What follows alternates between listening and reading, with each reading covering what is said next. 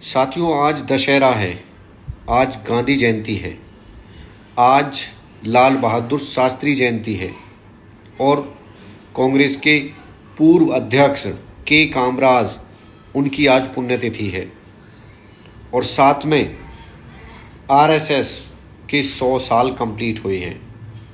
साथियों, सभी को शुभकामनाएं, सभी को बधाई और पुण्यतिथि पर शत शत नमन।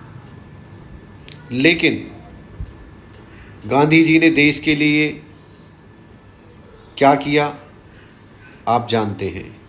लाल बहादुर शास्त्री ने देश के लिए क्या किया आप जानते हैं। के कामराज पूर्व अध्यक्ष कांग्रेस, उन्होंने पार्टी के लिए, देश के लिए क्या किया आप जानते हैं। लेकिन आप नहीं जानते कि आरएसएस ने देश के लिए क्या किया।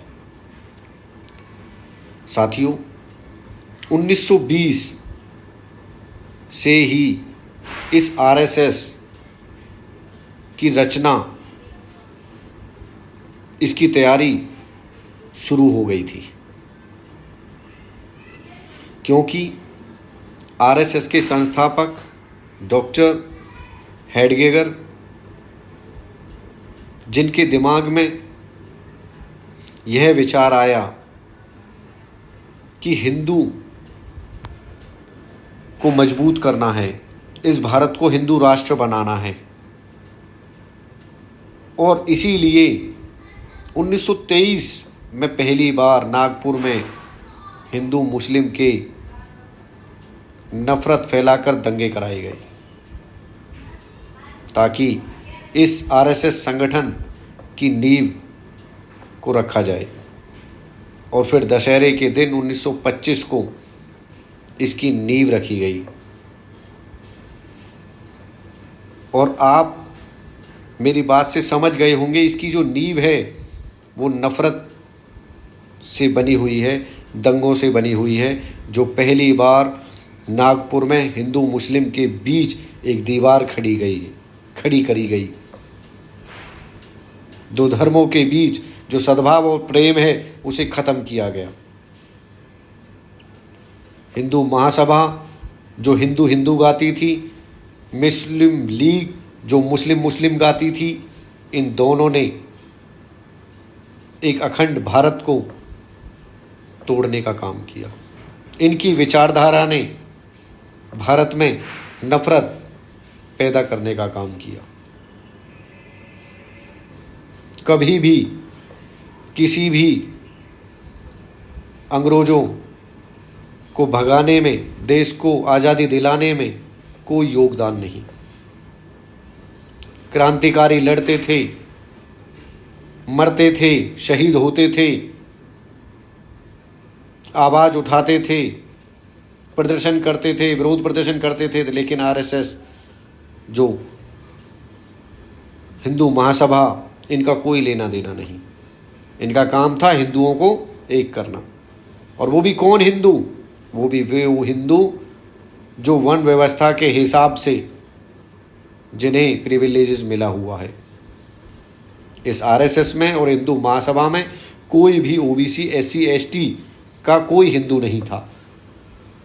ये केवल सामान्य वर्ग का एक ग्रुप था, जिसका मकसद था, है और रहेगा इस देश में अपना वर्चस्व बनाए रखना, इस देश के संसाधनों पर कब्जा करके रखना, इस देश को जातियों में बांट कर रखना, इस देश को नफरत की आग में झोंक कर रखना, ताकि ये देश जलता रहे और ये उस पर अपनी रोटियां सेकते रहें, अपने हाथ सेकते रहें। तो साथियों, आज दशहरा के दिन आरएसएस ने अपने 100 साल पूरे करके उत्सव मनाया। और हद तो तब हो जाती है जब जो कांग्रेस के द्वारा सरकारी नौकरी पा करके जो पेंशन पा रहे हैं, वो लोग आरएसएस के प्रोग्रामों में रैलियां निकाल रहे हैं, नारे लगा रहे हैं।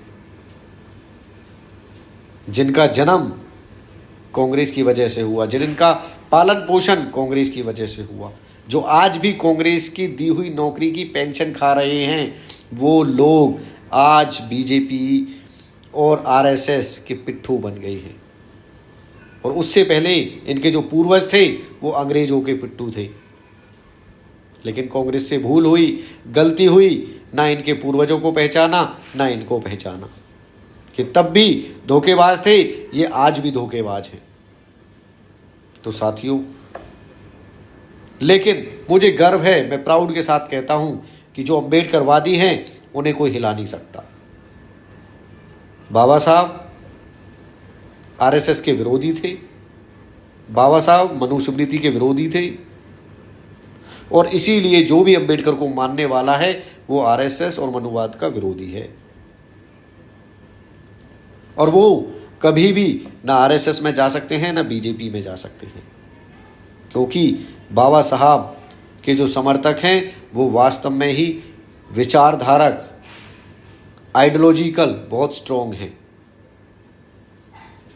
लेकिन जो कांग्रेस पार्टी में अपने फायदे के लिए आते हैं और फायदा उठाकर फिर चले जाते हैं, धर्म को मजबूत करने के लिए, बीजेपी को मजबूत करने के लिए, आरएसएस को मजबूत करने के लिए, देश को कमजोर करने के लिए, देश को तोड़ने के लिए। लेकिन अब ऐसा नहीं होगा।